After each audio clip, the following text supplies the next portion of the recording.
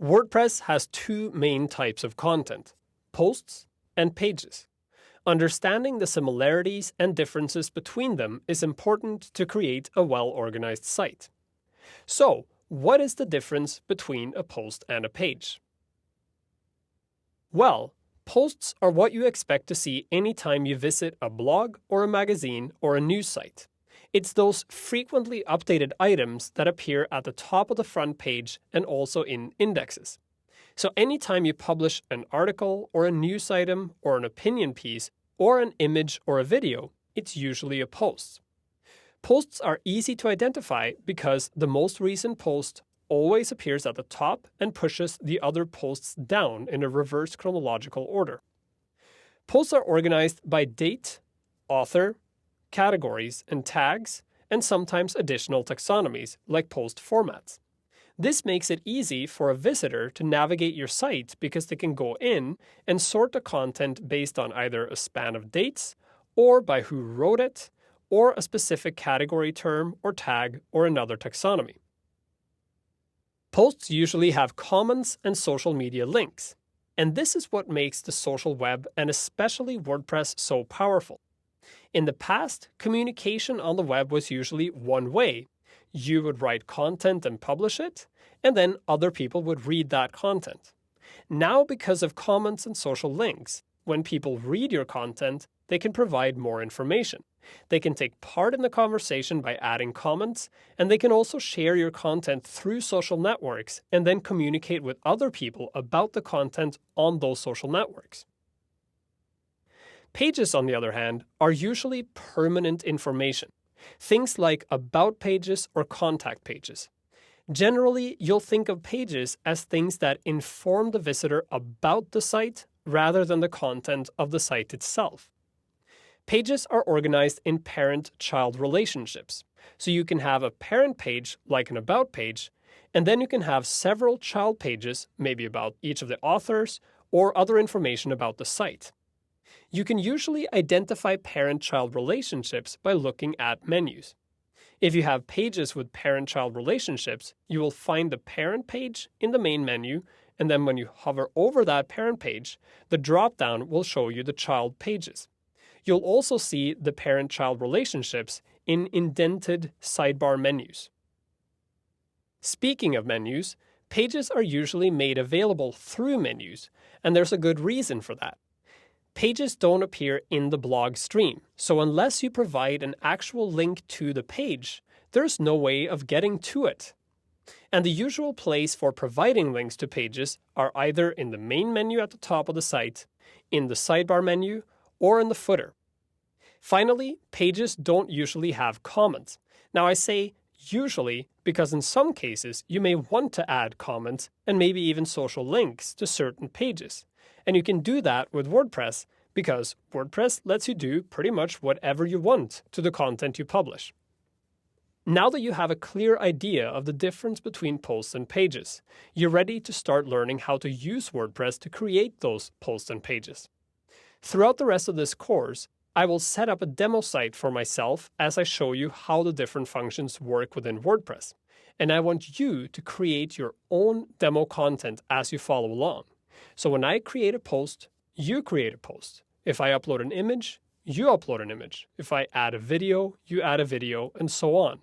That way, you'll be working with your own material and you'll learn how to use the application as you follow along. Now let's get cracking. Whenever you want to publish something new on your WordPress site, chances are this will be a new post. Whether it's an image, a video, a quick update, or a profound piece of literary genius, you probably want it to appear at the top of your front page so that people can find it, comment on it, and share it.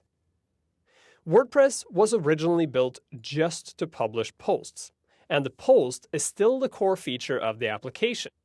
Creating and editing posts is what you'll spend the most time doing in WordPress, so the creators of WordPress have made this process as easy and as powerful as possible for you. So, let's take a look at how to create and edit posts from the WordPress dashboard. We'll start by creating a new post.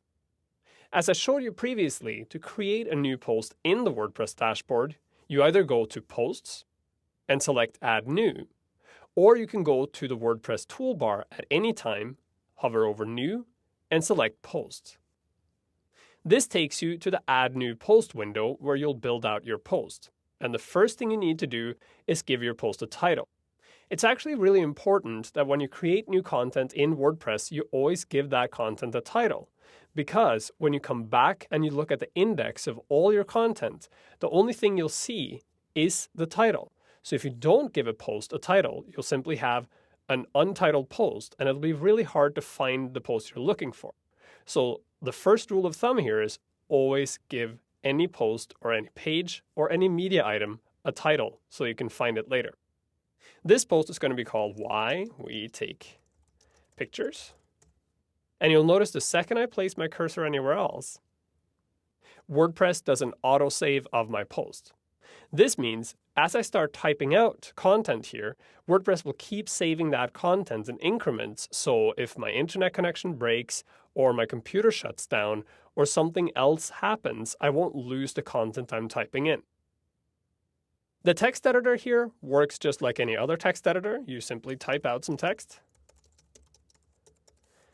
and you can type out some more text. And if you don't like what you see, you can delete it. There's also lots of other formatting options, and we'll look at those later on in the movie. For now, I just want some content that I can save so I can start working with it. Now, to save you some time, I've already written a post, so you don't have to watch me write the whole post. But I wrote that post in word processing software, in this case Microsoft Word. And now I need to grab the content from the post and put it into WordPress. Now, I know the inclination here is to simply highlight all the content in Word, copy it, and then paste it into WordPress.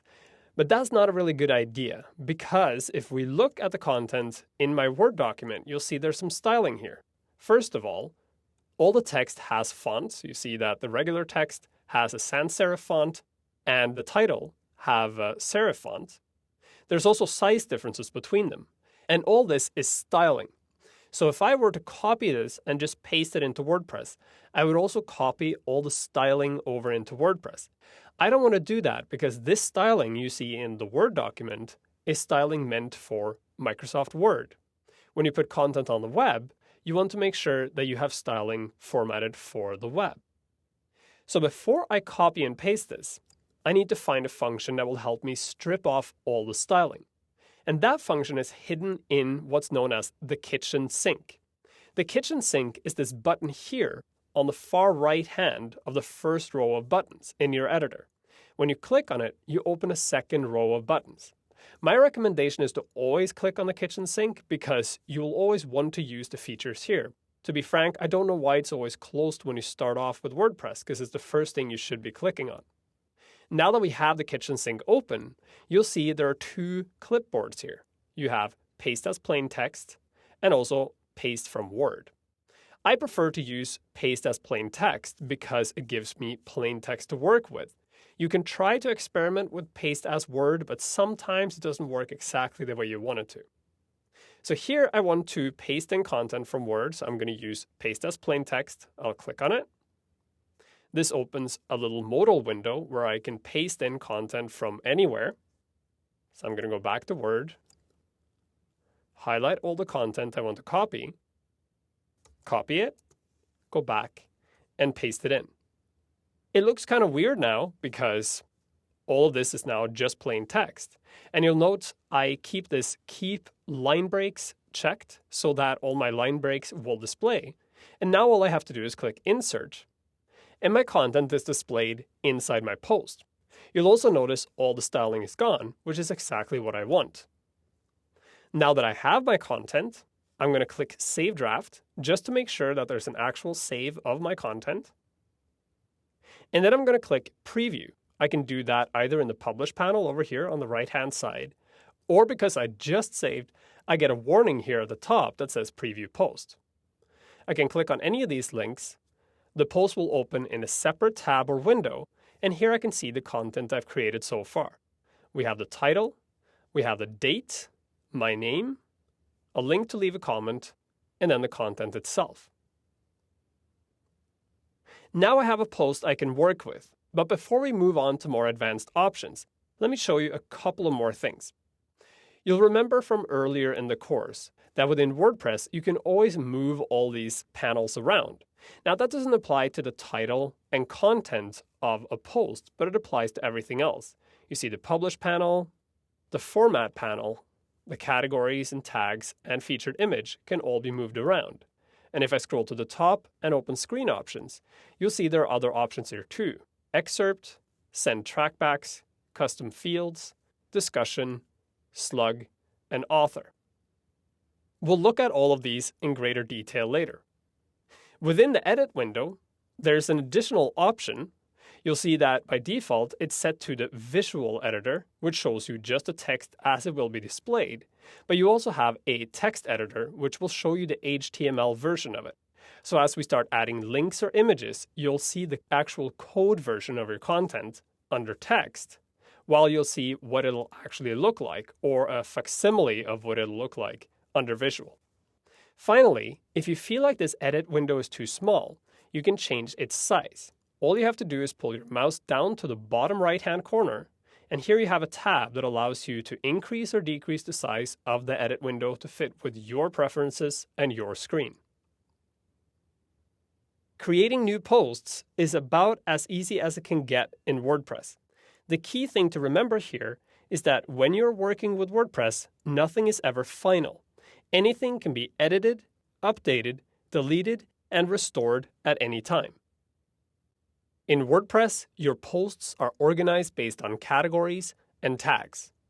When you're new to WordPress, the difference between categories and tags might not be all that clear, so let me give you a primer. Categories is the main organizing tool of WordPress. Any post you create has to belong to at least one category. You can create as many categories as you want, and you can also assign as many categories as you want to a single post. But like I said, every post must belong to one category, because that's how WordPress keeps track of your posts. Categories are broad topics that group posts together. For example, if you were writing a blog or a site about art, and you wrote about painting, drawing, and photography, you could make those three, painting, drawing, and photography, 3 different categories. That way, if someone were to visit your site only looking for painting or for photography, they would pick the appropriate category and only see content that fits under that particular category. To relate it to something in the real world, you can think of your site as your closet, and all the items within your closet as blog posts. So for example, you would have all your jackets in one place, your pants in one place, your shirts in one place, your skirts and your dresses and so on.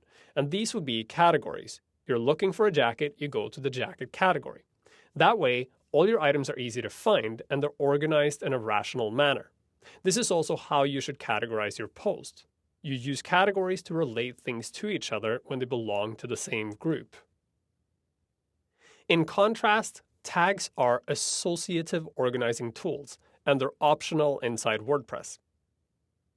Tags are relational topics that loosely bind content together. The best way of describing this is by using our closet example again. A good example of a tag would be the actual tag in your clothes. You look at the tag in your clothes, it'll tell you who made it, the brand of the clothes. It'll tell you what kind of material it is, and just looking at the clothes, you can see the color. Now you can have a jacket and a pair of pants and a shirt made by the same brand, but they don't belong in the same category just because they're made by the same brand. However, you can use the tags to relate them to each other. The same goes for material. If you have a wool sweater and wool pants, they belong together because they're made of the same material, but they still don't belong in the same category. That way, you can relate content to each other using the tags without at the same time having to group them when they don't really fit in the same group. Now, before we look at how to apply categories and tags to a specific post, we need to make a slight configuration change to our WordPress install.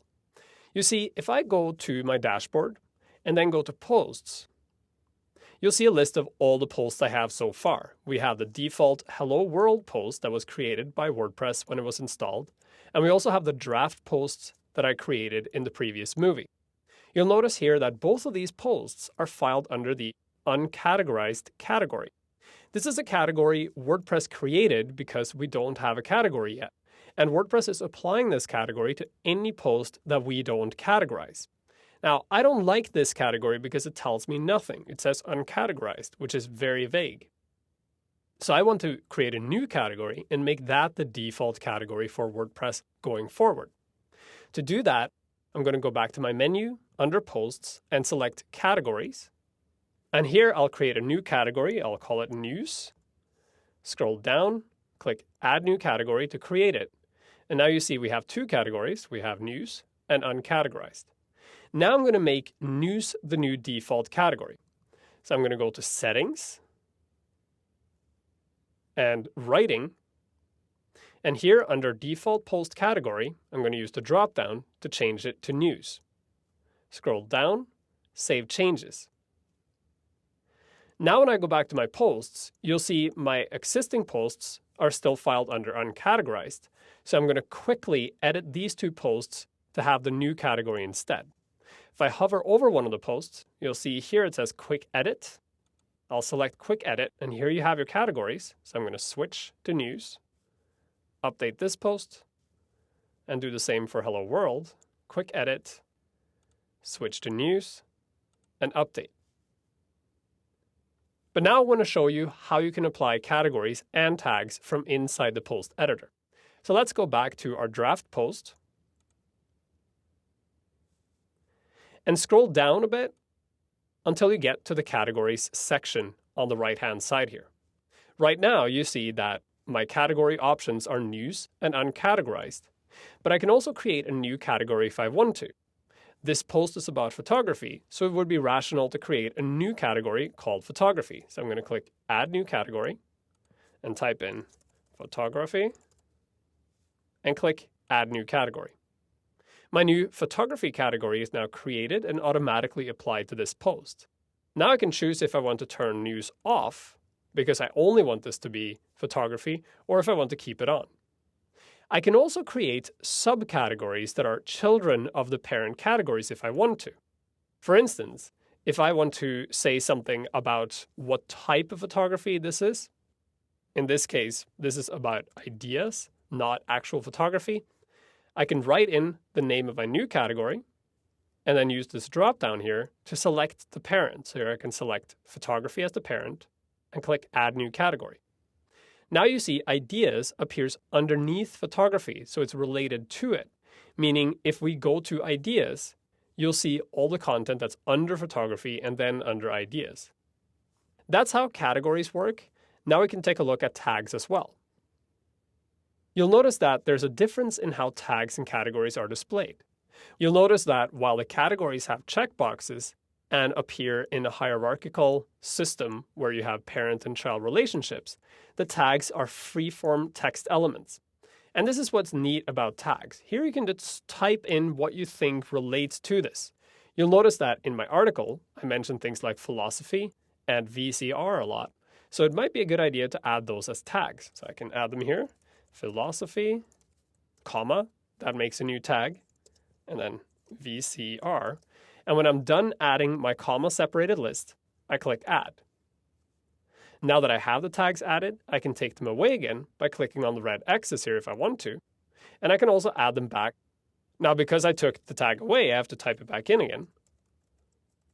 And you'll notice later on in the course, as we start using tags more and more, they'll actually come up as suggested tags when we start typing. Now that I've added my tags and my categories, I can scroll back to the top and click on Save Draft. What's really cool about WordPress is that anything you do in WordPress is not permanent. That means now that I've applied tags and categories, I can just as easily change them by simply scrolling down and checking or unchecking boxes here, or checking or adding new tags or removing the existing ones. This is completely up to you. The only thing you have to remember is if you keep moving content around on your site like this, chances are someone will have an old link that might not work anymore. So think about what categories and tags you want to apply and try to not have too many categories or tags on your site because that can get very confusing. After all, categories, and tags are organizational tools. They're used for organization. To make your text content as legible and approachable as possible, it's important to lay it out properly. That means applying proper text formatting to your content. To make this as easy as possible, WordPress comes with a ton of tools built in for precisely this purpose. In fact, working with text in WordPress is not all that dissimilar from working with text in a word processing application.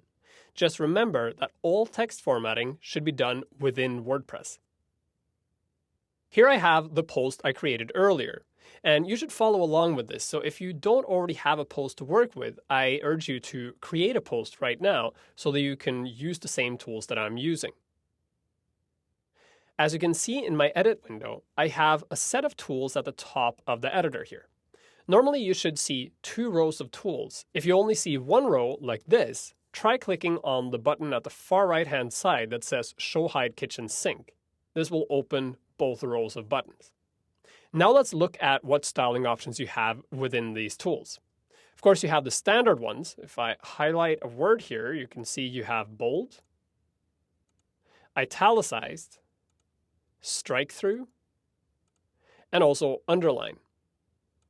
These are the standard formatting tools you'll be using a lot, and applying them to your text can help you highlight certain types of content or break some content out.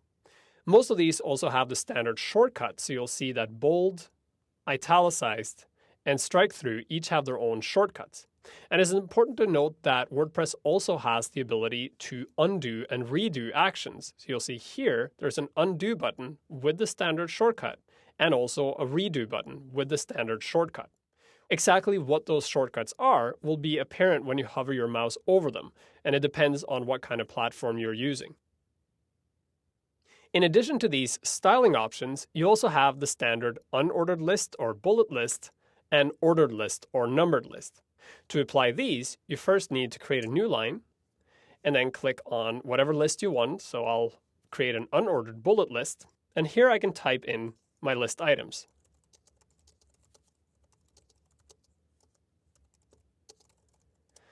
To create new lines, I keep hitting return and then typing new items. And when I want to break out of my list, I simply hit return twice, and this gives me a clean paragraph line again. The same goes for the ordered or numbered lists. Next to ordered and numbered lists, you have this block quote option. Now this looks like creating a quote, and that's kind of correct, but the block quote is actually a specialized style that you can use in web applications. A block quote breaks content out of the overall flow to emphasize it, and it's usually used to quote either actual quotes or sections that you want to emphasize within your text. So for example, if I want to emphasize this line of text, I can copy it out, add it to a new line, just leave my cursor on this line and click on the block quote link. This will change the styling of the text. And if I now save my draft and preview it, you'll see that this part of the text looks quite different. How exactly it will appear depends on the theme you're using. And some themes have added functionality that allows you to shift the block quotes either to the left or to the right and do other fancy things with it. That is dependent on the theme you're using, so you need to read the documentation and instruction for your current theme to find out if that's an option. The next options are alignment. Here you see I have align left, align center, align right, and there's also a button called align full or justify. I highly recommend you never use these buttons, and that's because the theme that you use on your site is what controls how you display the content. And the designer of that theme has already decided what alignment works best for that theme. So if you start applying these alignment rules to your content, you're going against what the designer intended. And there's a high chance that that won't work the way you want. So I recommend staying away from these 4 buttons. Next, you have add link and remove link, and we're going to cover these later in the course. Next, we have the more button, the one you see here, and I'll cover that later in the course when it makes more sense. The button next to it, which has the arrows out, is actually really interesting, and it was introduced a couple of versions ago in WordPress, but people generally don't know it exists. This is the distraction-free writing mode, and if you click on it, you get a truly distraction-free environment to write in. As you can see, all the user interface of WordPress is removed and you're left simply with a plain white page where you can write your content. To get the tools to appear, simply wiggle your mouse and they'll appear at the top, but you only have a subset of tools, the most commonly used ones, that you can apply to your content. Here you can edit your content just like you would anywhere else, and it gives you a nice clean environment to write in. And once you're done writing, you can either save the post or click Exit Full Screen to jump back to the full user interface. The second line of the tools starts with what I consider to be the most important element in this toolkit, and that is this dropdown that allows you to apply different styles to different content. When you write standard content in WordPress or anywhere else on the web, you are creating what's known as paragraphs. And paragraphs are simply paragraphs of text. But to separate your content, you're probably also going to add in some different headings and subheadings. And it's very important that you highlight these headings correctly inside WordPress so that Google and other readers understand that these are subheadings. Inside my content here, I have a couple of subheadings, for instance, this one. So now I want to apply a subheading to this line of text. I'm going to highlight it and use this dropdown to select an appropriate heading. Now, the inclination is to use heading 1, but heading 1 is already taken up by the title of this post. So instead, I'm going to start with heading 2. So I'll select heading 2, and you see the formatting changes for this line. Now, how the formatting changes depends on the theme you're using. So heading 2 doesn't mean that it's going to look like this, bold and lowercase. It might, in some themes, mean thin and uppercase, or it might mean that there's a line under it. That depends on the theme you're using. What's important here is that the markup, the wrapping around the text, is correct, saying heading 2, so that your web browser and search engines understand that this is a subheading. Scrolling down, I can find another heading. Here it is. And I can apply the same heading, heading 2, or I can apply heading 3 or 4 or 5 and make a hierarchy out of my content. So here I'm going to apply heading 2 again, and then scroll down, find the third heading, and apply heading 2. And that's it. We've already covered your underline and your justify options. There's also a color option that, again, I urge you never to use because this, again, overrides the intention of the design. This is more like a feature that people want, so that's why it's there, but I don't recommend using it. But if you really want to, you can try. You have your paste as plain text and paste as word options that we've covered previously. You have a style eraser that allows you to take away formatting from text. So for instance, if you have a line of text that has both bold and italicized and underline on it, you can simply check the text and then click this button to get rid of it all. And next, you have a character map that allows you to insert custom characters. So here, if I want to add a pi symbol, I can simply click on it and then find pi somewhere in here and insert it. So you get the full deck of all the standard mathematical and other symbols that you can add in as well. Just like with any other text editor, you have indentation options here, so you can indent your content and then pull it back to the regular alignment. But again, this relates to the theme you're using. So whether or not this will work depends on the theme you're using. You can experiment with it, but make sure that you preview it first so you're not doing something weird with your site. And if it doesn't work, remember to remove it. And then we have undo and redo, which we've already talked about. And finally, help, which gives you help on how to use this editor. Personally, I only use a few of these characters. I use the standards, bold, italicized, and strike through, ordered and unordered lists, the block quote, and this dropdown with options. I don't really use the rest of these features except sometimes undo or redo, and I do occasionally use the distraction-free writing mode. But the rest of these features are there for a purpose. Your method may require to use many or all of these features, and it's important to know them. So take the time to experiment with each of them, see how they apply, and more importantly, apply them and then preview the page and see what that looks like on the front end of your site so you get a full understanding of what you're doing when you're applying different styles. Once you know the text formatting functions in WordPress, they're not all that different from those found in a word processing application. Formatting your text properly makes it easier to read and more approachable for people visiting your site. It also makes your content easier to find and index for search engines. And like always, nothing is ever final in WordPress, so you can always change things around later. Links are the fundamental building blocks of the World Wide Web. In fact, without links, there wouldn't be a web to begin with. Links can be attached to many different elements on a web page, most prominently text and images. Creating links is simply a matter of attaching an anchor tag with the URL to the target location to an element on your page. Sounds complicated, I know, but WordPress makes it really simple.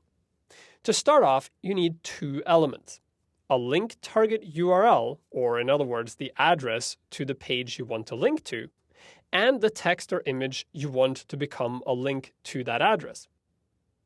So let me show you exactly how you apply a link to some content in your post.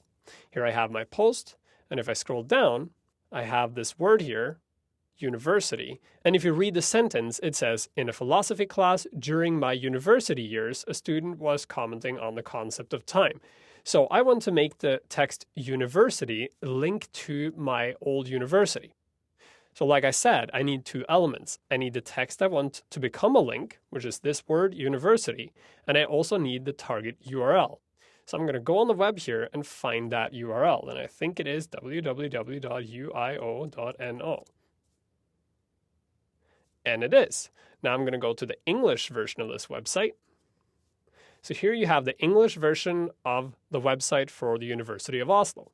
So this is what I want to link to. Now I need to create my link. So I'm going to go to my address bar here, highlight the address, and hit Control-C to copy it. Then I'm going to go back to WordPress. I already have my word highlighted, so now I'm going to click on the Insert/Edit Link button. This link button is only activated if you have a word or a sentence or an image currently selected. If you don't, you'll see that the image link is not available. So I'm going to go select the word again, and you'll see it becomes available again. There it is. And now I can click on it. This opens a little box where I can enter the URL and the title for this link. So here I'm simply going to paste in, Control-V, the URL that I copied off the other page. And then I'm also going to give the link a title. Now the title is actually really important, and it's something that people more often than not forget to add. The title gives the person visiting your site information about where they're going when they click on the link. And that might not seem all that important for people who visit your site through regular means. But think about the experience for someone who visits your site using a text-to-speech browser, or maybe have their phone read your site back to them, or are watching it through some sort of augmented reality device on their head. They need extra information to tell them what happens when they click on that link, and that's what the title is for. So in the title field, you should describe what the link is targeting. In this case, the English version of the website for the University of Oslo. Now anyone who sees the link will get this pop-up telling them where the link is going, so they can choose whether they want to follow it or not. Now I'm not going to make any more changes here. I'm simply going to click Add Link, save my draft, and preview it. Now when I scroll down, you see here in the second paragraph, I now have link. When I hover over the link, you see a pop-up showing the title of the link. And if I'm a reader, I go, oh yeah, I want to see what this is, and I click on it. And then I jump directly to the University of Oslo. But there's a problem. Notice how I jumped to the University of Oslo website from within the same tab. That means to get back to the site I was on, I need to now go back in my browser. That's not always a good idea, because if I took someone to the University of Oslo, they're likely to start surfing around on that website, and after a while, they'll simply forget where they came from, or they'll have a hard time getting back to your site. So for external links, I recommend always making the link pop up in a separate window. So I'm going to go back to my post editor here, find my links. I'll just click on the link that you see down here, place my cursor on it, and then click on the link button again, Insert Edit Link. This reopens my Insert Edit Link panel, and here you see there's a box called Open Link in a new window or tab. I'll check this box, click Update, save the draft, preview my post, and now when I click on this link, it opens the link in a separate tab. That way, my site is still active, and there's a new tab with the link. So the rule of thumb I use here is, if I'm linking to something on my own website, I generally leave that box unchecked, so people just jump to the next page within my site.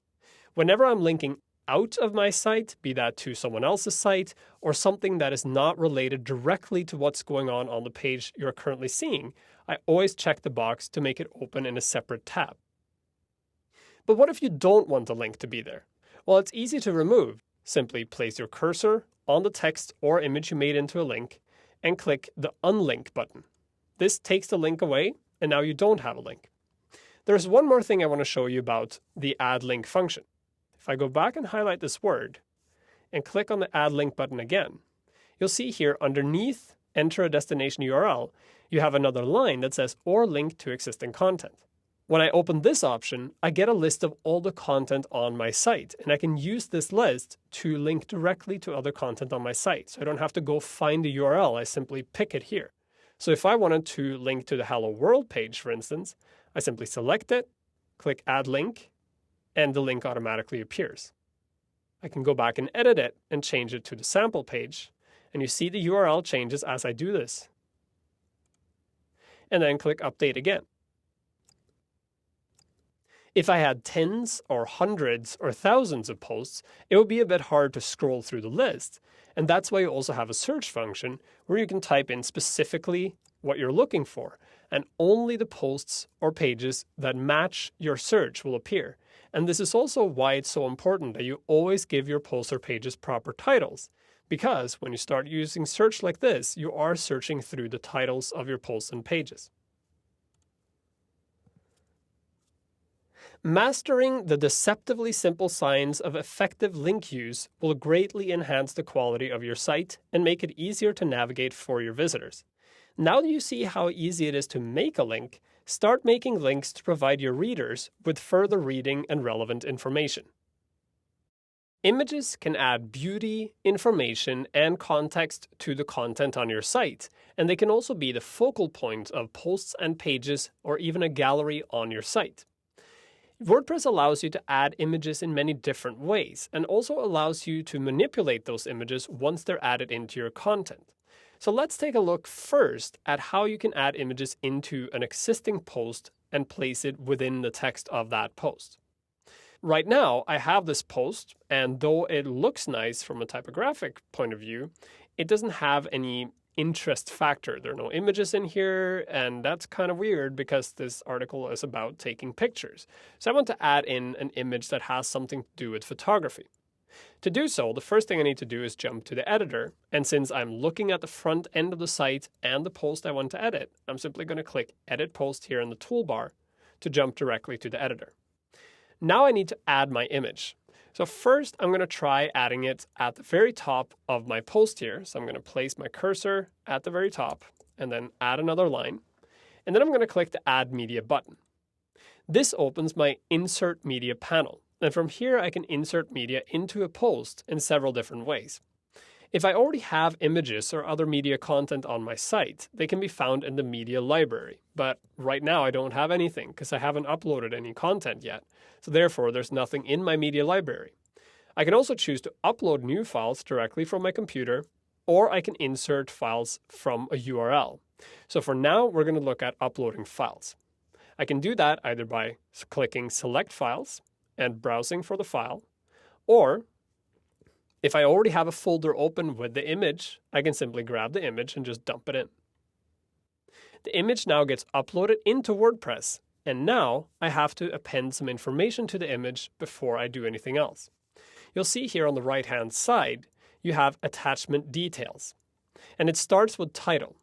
When you upload an image to WordPress, WordPress actually makes a new post called an attachment post that has all the information about that image. That means people who visit the site can see that attachment post and all the information about the image.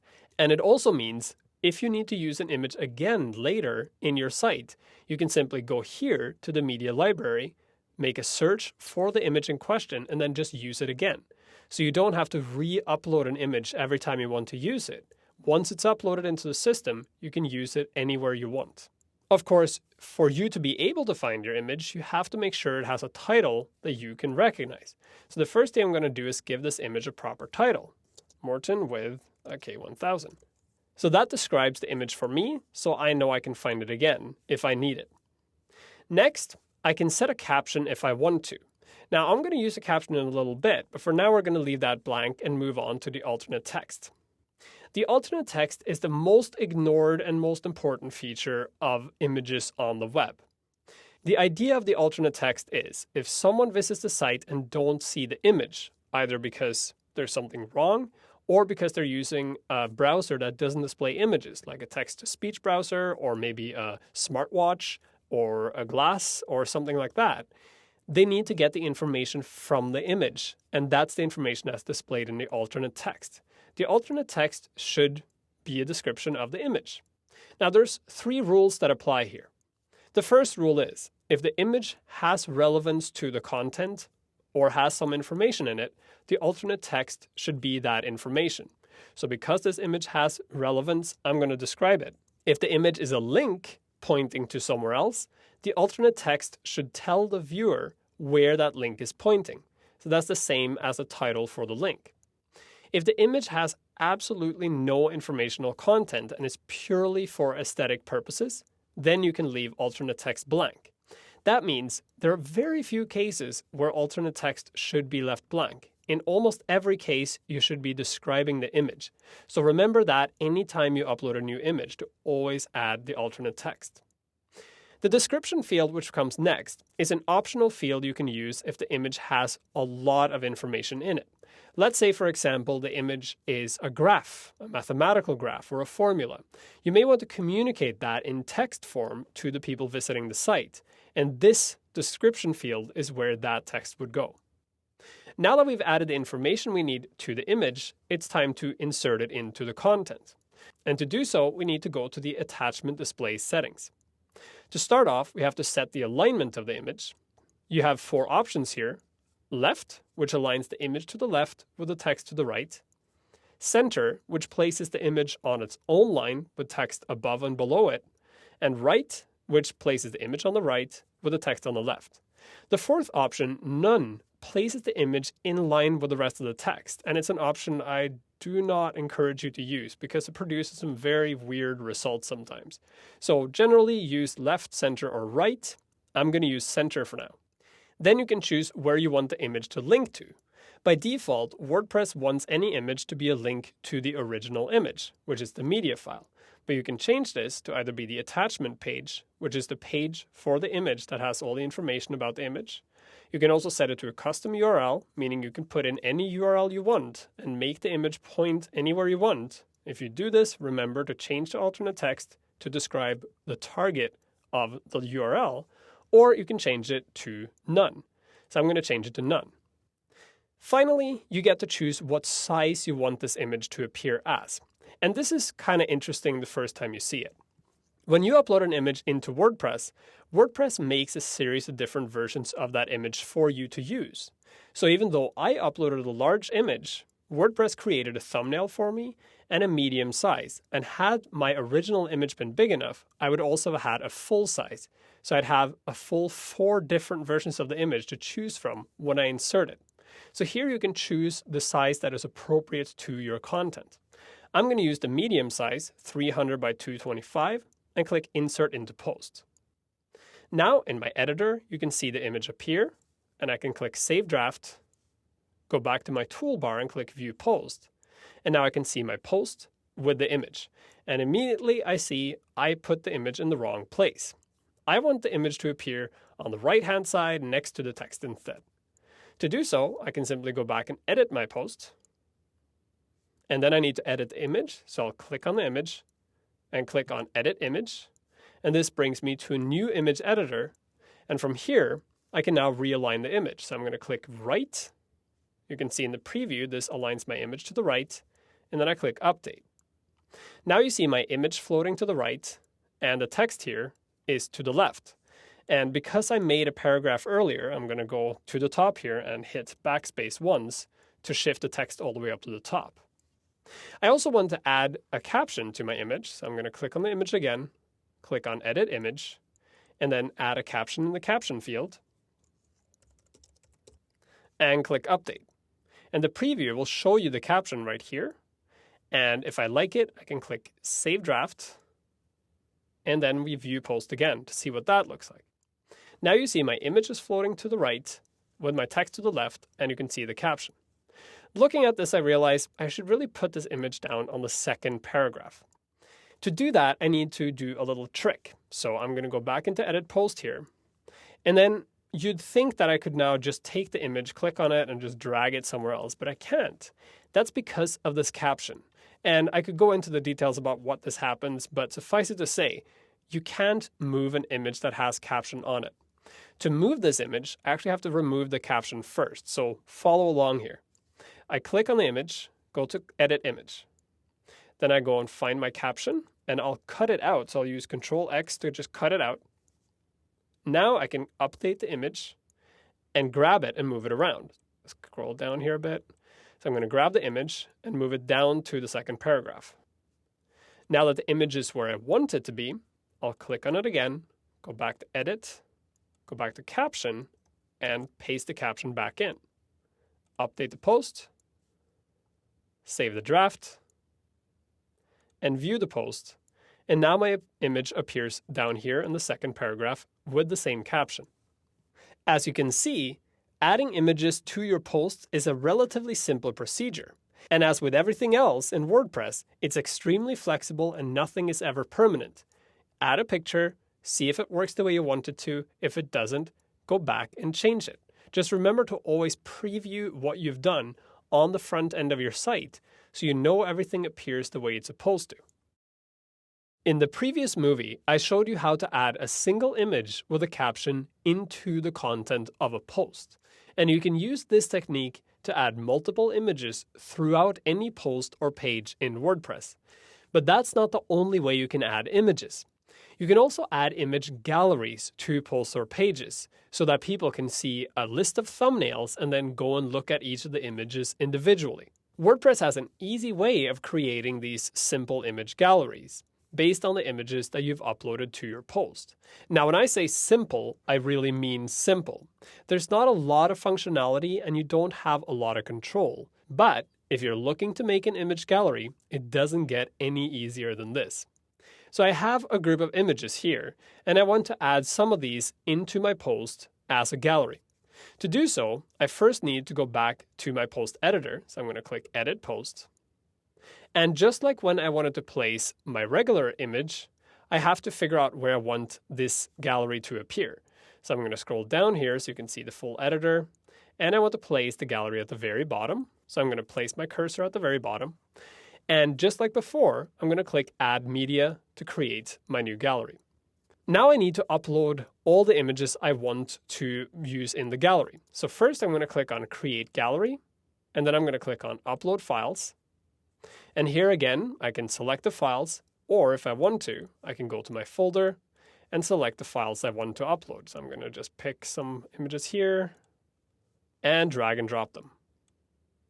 And just like before, all my images are now uploaded into the system one after the other. Of course, just like before, I also have to add the information I want to each of these images. So I'm going to add in all that information while you watch, and then we'll pick up afterwards. Now that I've added the information to all the images I've uploaded to my gallery, it's time to actually create the gallery. Now you noticed when I uploaded all the images that they all got this check mark on them. This means that right now, all the images with the check mark will be added to the gallery. You'll also notice that the first image I uploaded in the previous movie does not have a check mark on it. If I want to add this image into my gallery, I can simply click on it, and you see the check mark appear. And if I don't want it to appear, I simply unclick it, and I can do that with other ones too, and then they are taken out of my gallery. At any time, I can see which images are selected for my gallery down here. Now, of course, this doesn't really look all that complex right now because I don't have that many images in my media library. But you can imagine I could have thousands of images here, and I could select them throughout the entire library. And then it's a good idea to have the list down here showing you which ones you selected. Of course, if you have thousands of images, you can also use the drop-down up here at the top to select which images you want to watch. Do you want to see all the images or just the ones uploaded to this particular post? This can be very useful if you're not clear on which images were uploaded to the post you're looking at.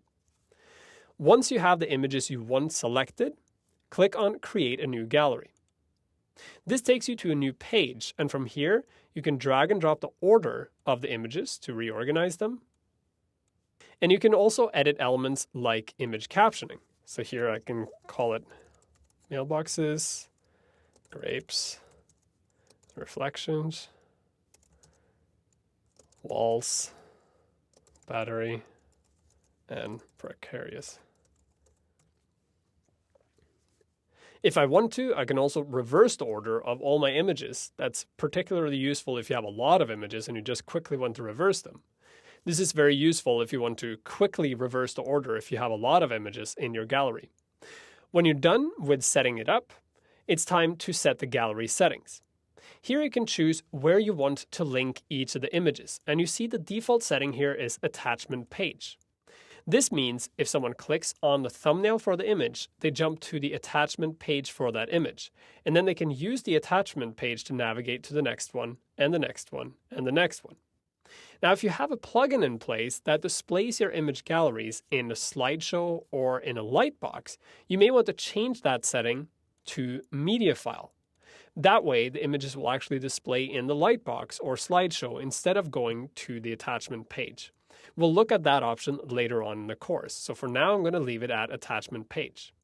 You can also choose how many columns you want in your grid for this gallery. By default it's set to 3, but you can choose anywhere between 1 and 9. And finally, you can choose whether you want the images to appear in random order. So I'm going to leave that blank. Now, if you're missing some images from your gallery and you want to add more, you can simply click Add to Gallery. You'll jump back to the Create Gallery page, and there you can add more images. Or, if you're satisfied with the layout, captioning, and gallery settings, you can click Insert Gallery. This will insert this box here. Now, this is, of course, not what the gallery is going to look like, but WordPress can't preview the gallery from within the editor. To see what the gallery looks like, you have to go up, save the draft, and view post. Now I can scroll down, and we'll see here at the bottom is my gallery. Hover over one of the images, and you see the captioning. And if I click on an image, I'm taken to the attachment page for that image. Here you see the title, the captioning, and I can navigate to the previous image or the next image and go through the gallery that way. If I want to get back to the original post, I can now click on Why We Take Pictures, and I'm taken back to the original post. And just like with the regular image, if I want to move my gallery, I simply go back to Edit Post, scroll down, and find my gallery, grab it, and move it up to a different location. So here I can move it all the way up to the top if I want to. And save my draft, and view the post, and now my gallery is at the top.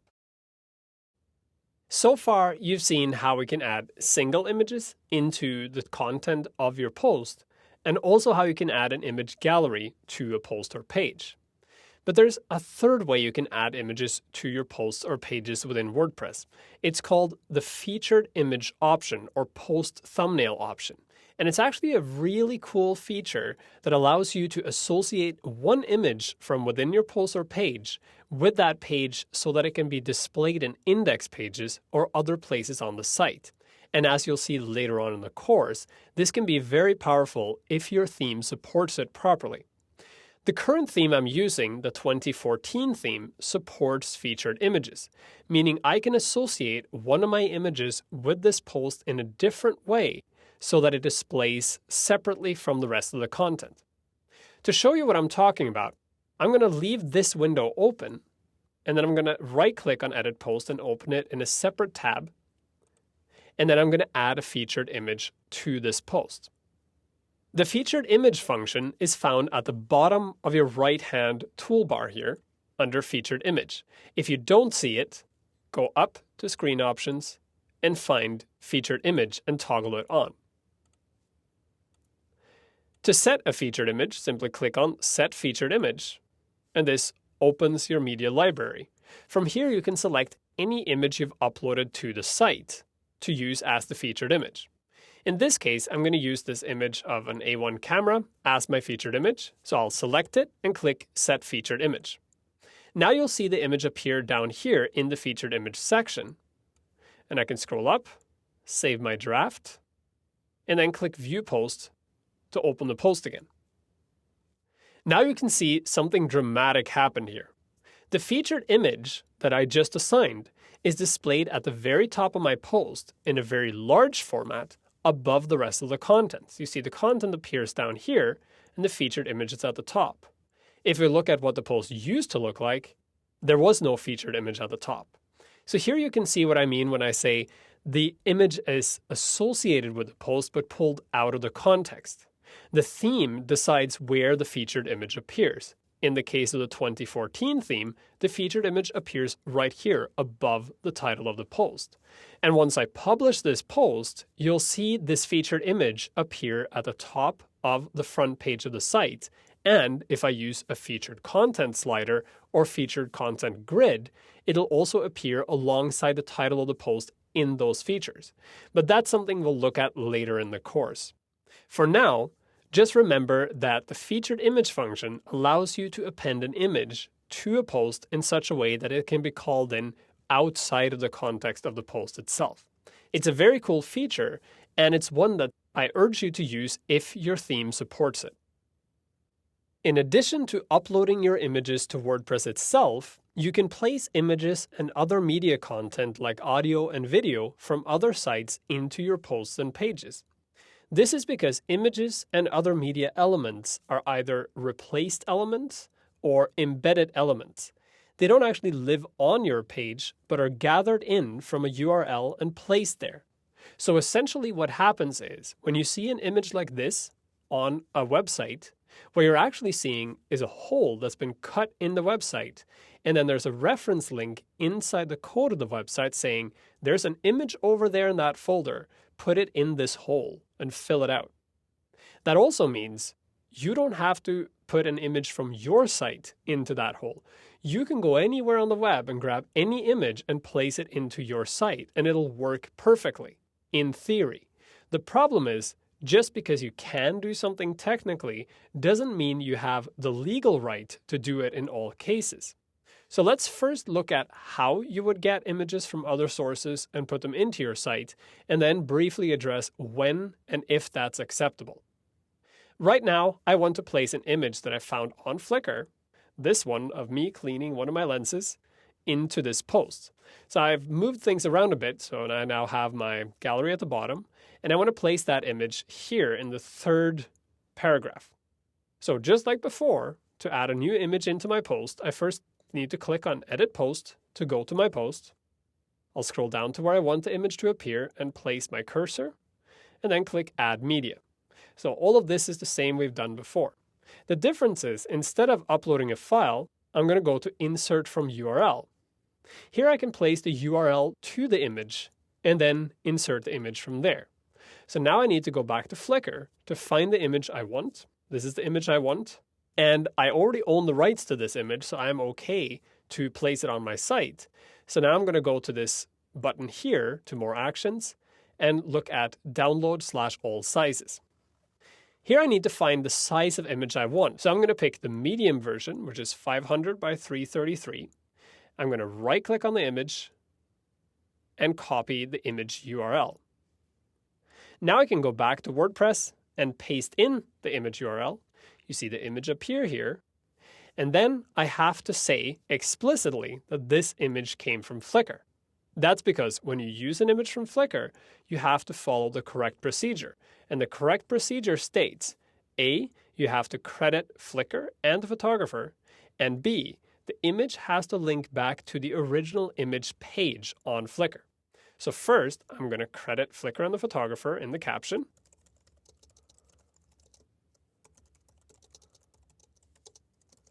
Then I'm going to put in the alternate text here. And like I said before, when the image is linking somewhere else, the alternate text describes the target of that link. So I can choose my alignment. So here I'm going to choose center. And when I scroll down, I can choose link to and set custom URL, go back to Flickr, and navigate back to the page for this image, which is this page, copy the URL, paste it in, and click Insert into Post. Now the image appears here in my post. I can save the draft and view my post and scroll down. And you see that the image from Flickr now appears in my post. And if I click on it, I jump directly to Flickr. But as before, you see when I click on it, I'm jumping directly to Flickr from within the same window.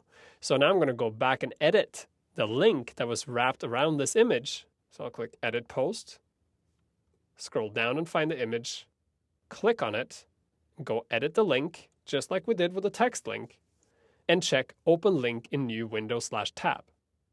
Update the post, save the draft, view the post again, scroll down, and now when I click the image, I jump directly to the Flickr page.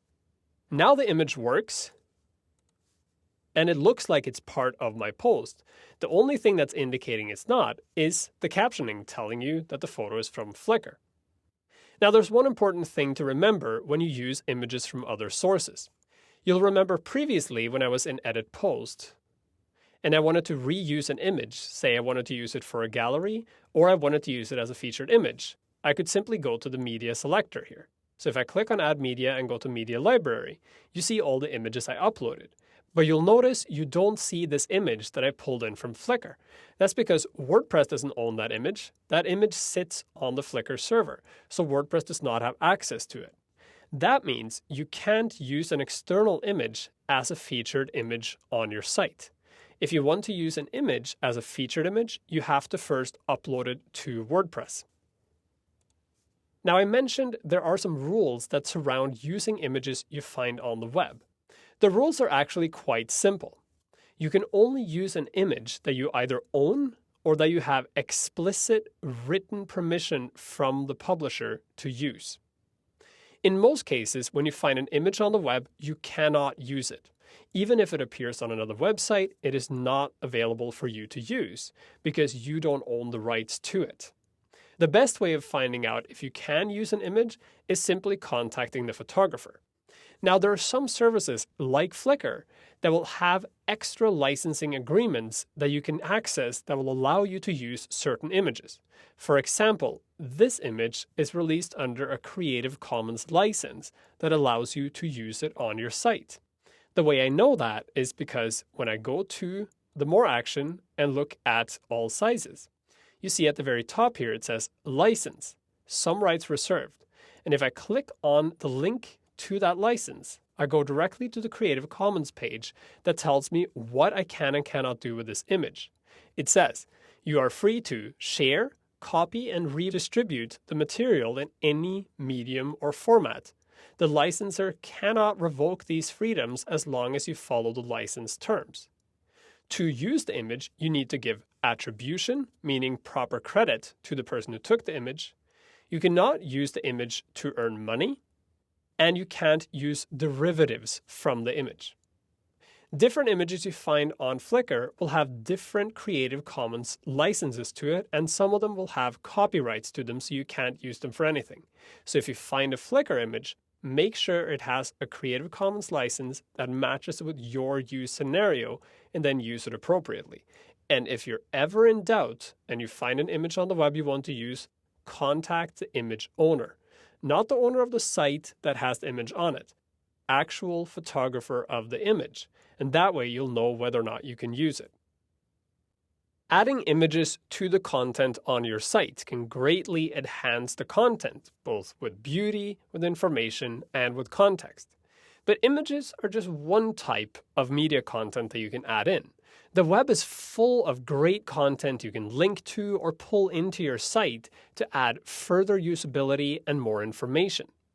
WordPress ships with something called O-Embed, and O-Embed allows you to pull content in from many reputable sources into your site and display it in a very simple way.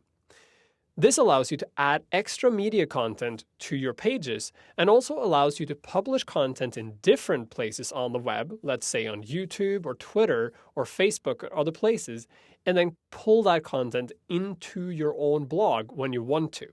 So let's take a look at how that works. I'll give you a common example. You find a video on YouTube and you want to share it with the world on your own site. So here's a video about the basic foundations of photography, and I want to share that in the post I already created. Of course, the first thing I need to do is go into Edit View so I can edit my post. And then I need to find a place where I want to share this video. I'm going to share the video at the bottom of this paragraph here. So I'll add a new line, and then I'm going to go to YouTube, make sure that this is the video I want, and simply copy the URL to this video. I'll go back to my editor, paste the URL in, click anywhere on the URL because right now you see that this is an active link. I don't want it to be an active link. I just want it to be plain text. So I'll break the link so it becomes just regular plain text. And then I scroll up, save the draft, and view the post. Now when I scroll down, you'll see the video was embedded for me. All I did was add the URL to the video, and the video automatically appears within my post. I can play it. All the other functions work. I can make it full screen, and I can also jump directly to the YouTube channel for this video. What's really cool about this O-Embed feature is that because you're just adding it using the URL, moving the video around on your site is as easy as just cutting that URL out and placing it somewhere else. Let's say I want it at the top of my article. I just paste the URL back in again, save my draft, view the post, and the video appears at the top of the article. And this doesn't limit itself just to YouTube. Let's say you found a tweet and you want to share that tweet with the world. Well, all you have to do is go to Twitter and find the URL for this particular tweet. You do that by clicking on the publishing date or time of that tweet, and then you get the full URL. You copy the URL, go back to your editor, paste the URL in where you want it to appear. And again, if it appears as a live link, you need to break the link, save the draft, view the post, and when you scroll down, you'll see here Twitter has embedded the full view of the tweet.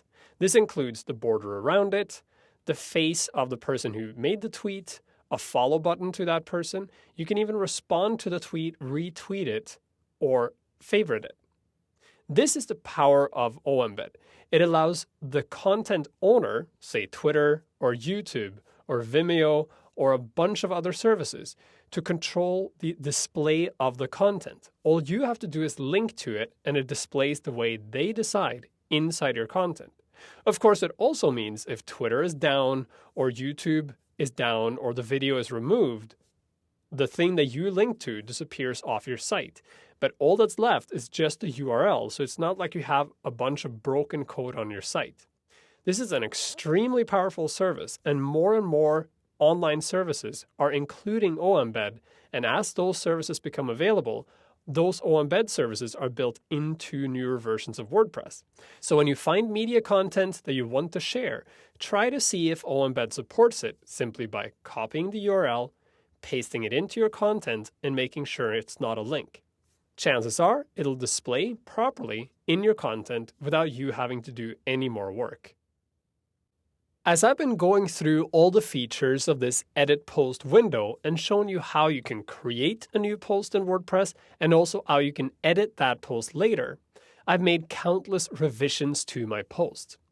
So what happens if somewhere during that process I accidentally deleted something, or there's something that I wrote a long time ago in an early draft that I may have deleted, but I now want to go back and check one more time?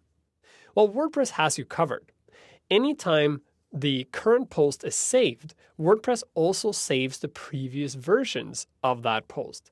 That means at any time, you can actually scroll back in time and look at previous versions of your post and figure out exactly where you were and what it said at that time. When you look at the publish box here on the right-hand side, you see it says revisions and the number 32. That means that WordPress has saved 32 different versions of this particular post, and I can go back in time and look at each of them and even compare them to the current one to find out if there's something I missed, or if I deleted something, or if I want to revert back to an earlier version of the post. To see the revisions, I simply click the Browse button, or I can go to Screen Options, activate the Revisions tab, and then scroll down to the bottom and see a list of all my revisions with timestamps. So if I know exactly when I made the change, I can actually just jump right to that point. I'm going to click on the Browse button for revisions here. And this takes me to the Compare Revisions page. Here I see on the right the current version of the post, and on the left the previous version of the post.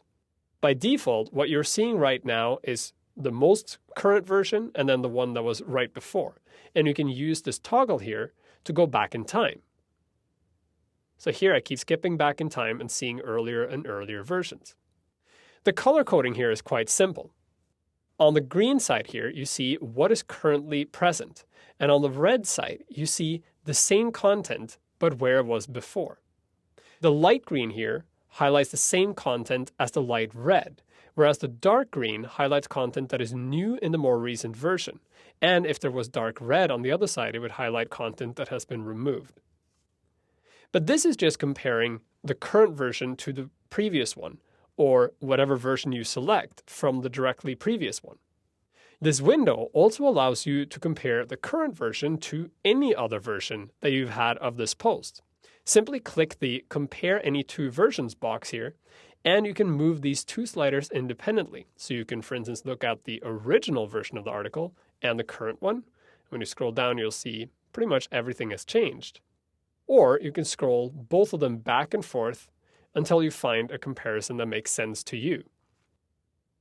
This way, you can actually see what's been happening to your article. And if you find something that at some point you cut out that you want to put back in again, you can do so simply by copying out the text from the original and pasting it into the new version. So let's say you find a version that you actually like better than the current one you have. I can scroll back here and I can find the version that doesn't have these embed links in it. So this version is not the current version, it's a previous version, and this is what I want to use. If I find that version, I can click Restore this version, and WordPress will actually revert to that revision. When it does so, it does it by adding a new revision, which means I can actually jump back to what it was before I restored, so I never really lose anything.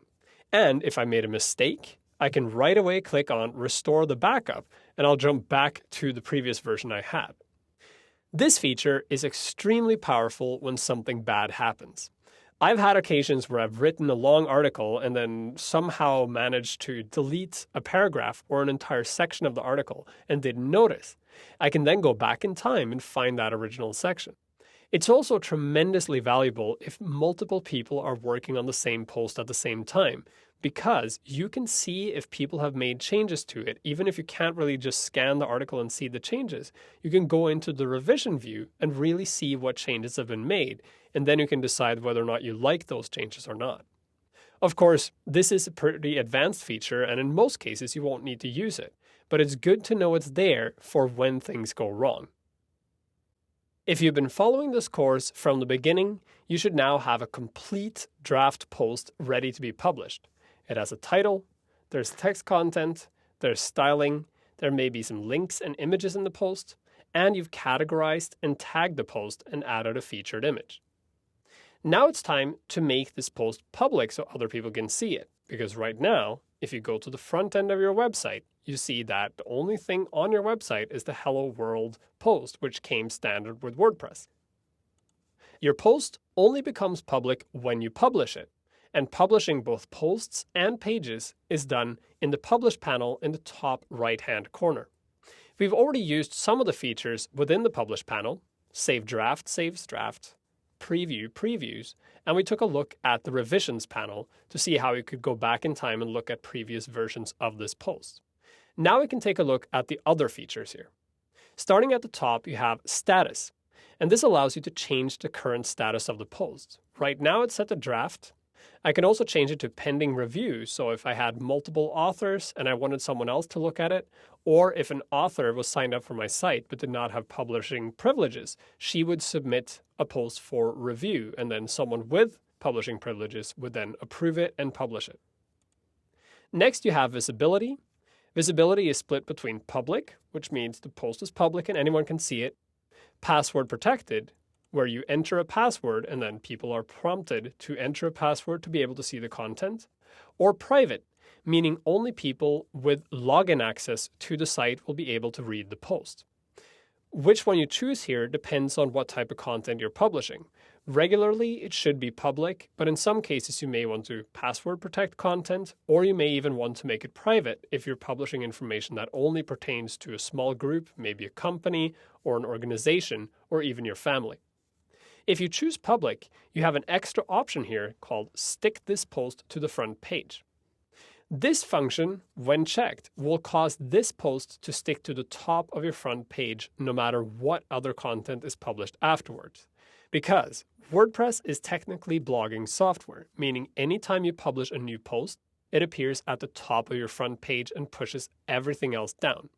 Applying this sticky post feature ensures that this particular post will stick to the top regardless of whether or not someone posts something else afterwards. In some themes, like the 2014 theme, you can also use the sticky post feature to stick posts to featured content sliders and grid displays, and we'll look at that later on in the course. In most cases, you want to leave sticky posts unchecked. Directly under Revisions, you find Publish On. This is the post scheduler, and this is a really powerful feature of WordPress. By default, if you hit Publish, the post publishes right now, but you don't have to publish the content right now. And if you want to publish your content sometime in the future, let's say next Wednesday at 9 a.m., you don't actually have to sit by your computer on Wednesday at 9 a.m. to publish a post. You can simply schedule WordPress to do that work for you. To do so, go to Publish On, click Edit, and change the date and time to any date and time you want to publish this post on. What's really interesting is this feature does not restrict itself only to times in the future. You can actually backdate any post to any previous date that's already happened. That sounds odd, but it actually makes a lot of sense. Let's say you wrote an article for a blog a year ago, and then that blog has gone belly up. Or you wrote an article a long time ago and you just want to republish it on your blog. In that case, you can create the post, then you go in and change the publishing date to the date and time you originally published that content, click OK, and publish the post. The post will then be put into the chronology of the rest of your content at the time it was originally published. So if people are following your blog in reverse chronological order, they'll find the post at the appropriate time in relation to your other content. This is also great if you are publishing a new blog and you want to show that you have a history of content. You can backdate your content, and you can also schedule future content so you don't have to always worry about new content coming up. I use the scheduling feature a lot because I want my posts to be published at specific dates and specific times, and I often write multiple posts at the same time. So that way I can write 10 posts, schedule them to release at several different dates, click the schedule button, and then just wait for WordPress to do all the work for me.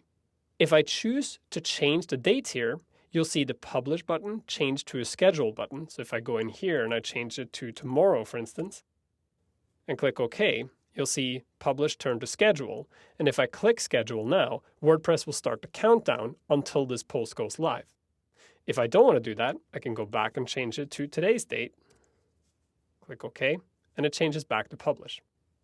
The last two options in the publish panel are self-explanatory. Move to trash moves the post to the trash bin within WordPress from which you can retrieve it.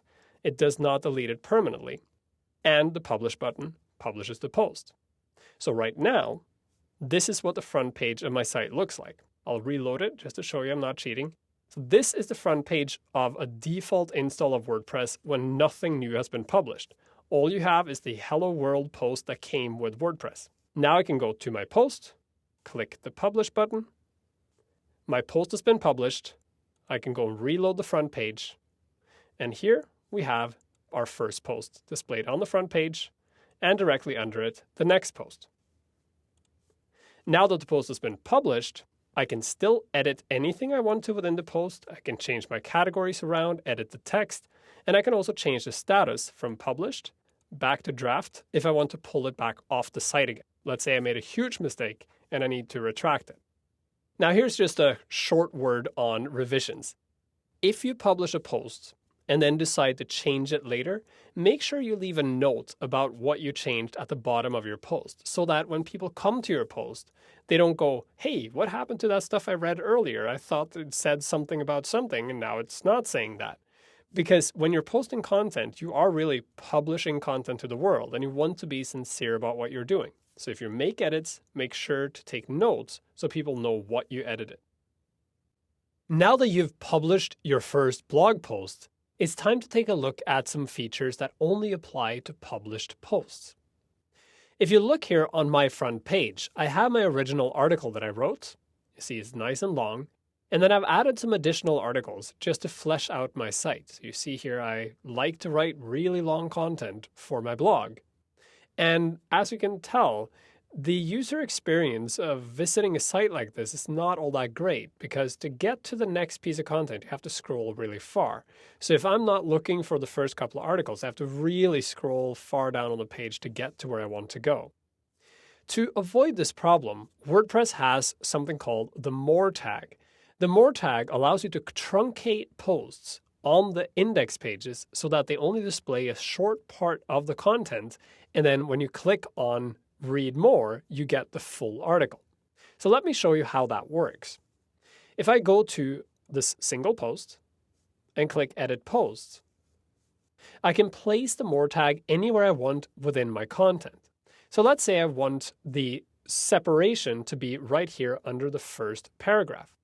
I'll make a new line, and then I'll click on this Insert More tag button. This adds a line that says more on it in my editor. And when I update this and go to View Posts, you'll see nothing changed. The post looks exactly the same. But if I jump to the front page now and scroll down, you'll see that my first post here is truncated. So you only see the featured image, the title, and then the first paragraph, and then the link Continue Reading.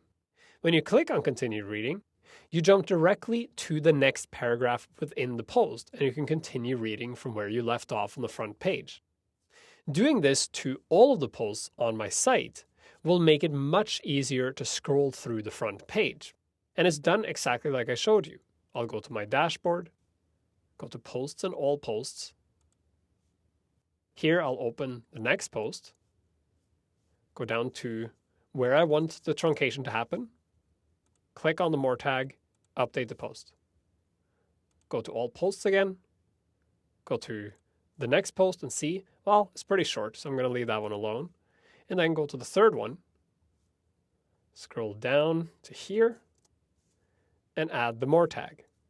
Click Update, and now, when I go back to my front page and scroll through this page one more time, you'll see here we have an excerpt of the first post, scroll down, excerpt of the next post, scroll down, excerpt of the next post.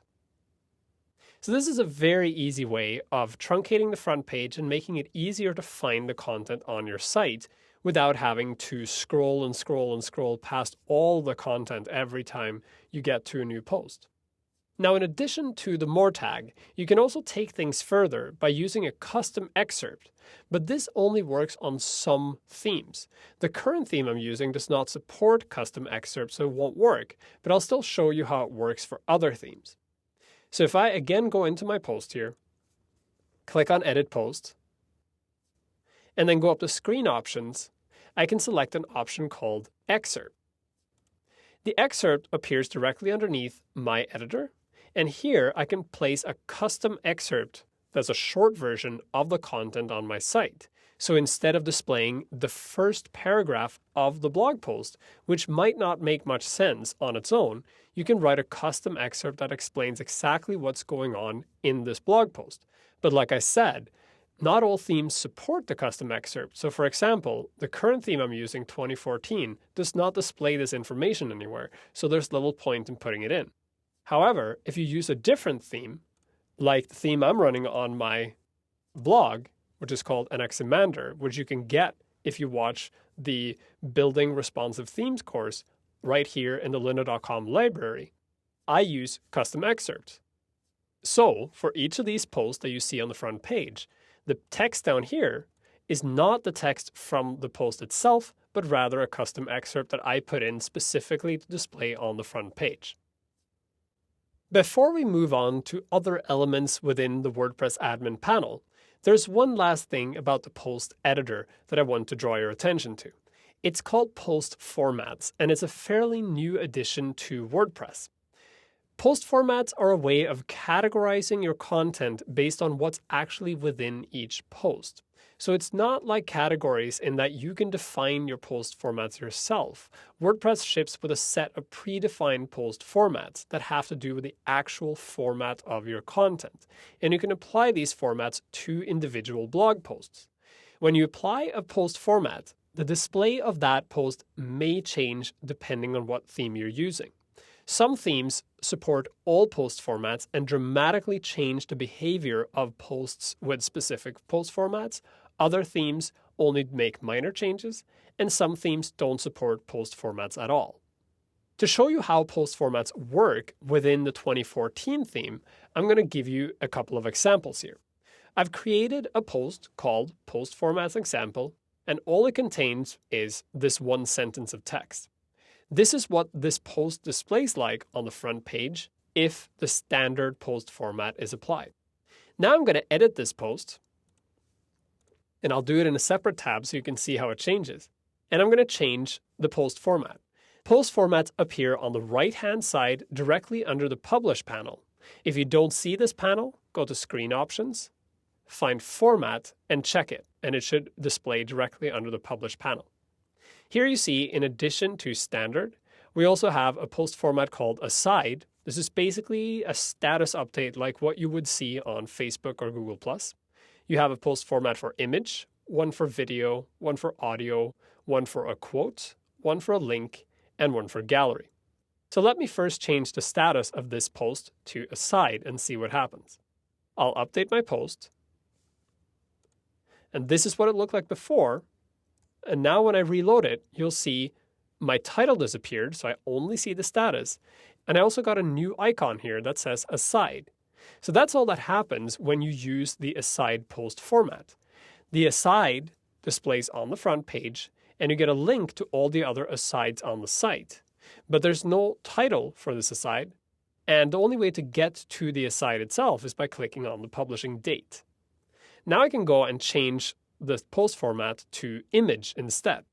Now, of course, this post has no image, but it doesn't really matter in this example because the only thing that changes is that icon.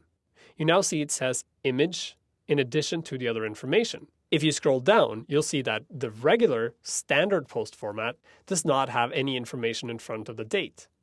So by setting the image post format, you're kind of categorizing this as an image, meaning people can click on image and then see all the other posts that are filed under the same post format. The same can be said for video, audio, and gallery. All of these will just change that icon so that you can clearly see that these are grouped together. The two last options, quote and link, work pretty much the same way as the aside does. If you apply a quote or a link, you'll see the title goes away, and instead you'll have this tag telling you what type of content this is.